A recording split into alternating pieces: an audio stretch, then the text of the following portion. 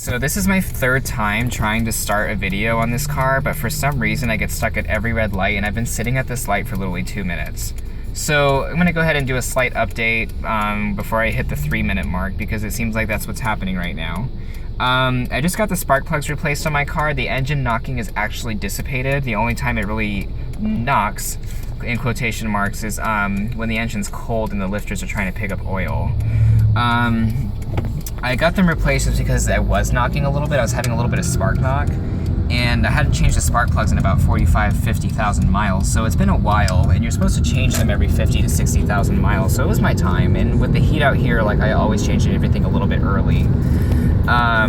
So the car accelerates a lot better. It actually drives really nicely. The idle's pretty good too. The only thing is fuel out here is terrible, so it's just gonna make it idle a little bit more rough.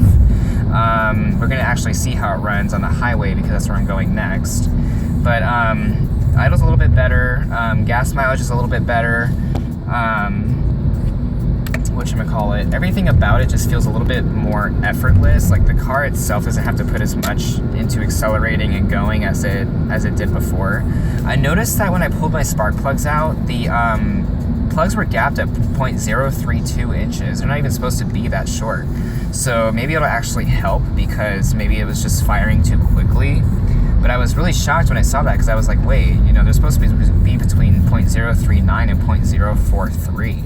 So it was very odd to me that they would gap them so far apart, but definitely it's gapped properly now. And I noticed that the engine itself, the idle stays more constant, so it's not going up and down depending on the situation at hand.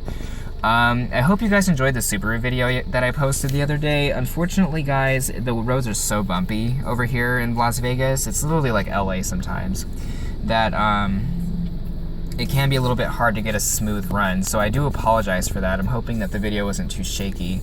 Hopefully you guys got to see some aspects of the car, despite the fact that it was a little bit of a bumpy ride. But we're not really focused on the Subaru right now. We're more focused on the Accord.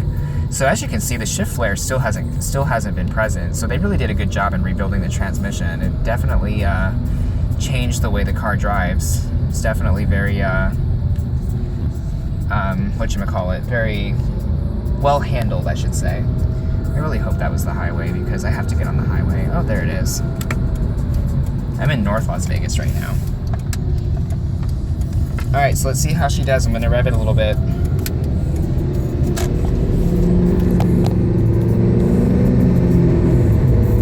Runs great. Oh, the dude with the diesel's trying to pass me. Honda power, bitch. VTEC. Yas! Sorry, broski. I have a little bit of a competitive streak. Because even though you run over me, it's still gonna be that we're both going to the same destination anyway. So I'm gonna speed it up a little bit. Let's see how it does at high speeds.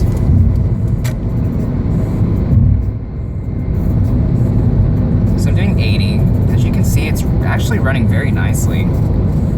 There's a Honda. Oh, it's got a flat tire. Actually, to be honest with you, the engine is a lot smoother than it was beforehand. Beforehand, maybe the spark plugs were just improperly gapped, because I'm going a lot faster and it feels very effortless. Like, I feel like I can just accelerate without having the transmission downshift or even unlock the torque converter. It feels great.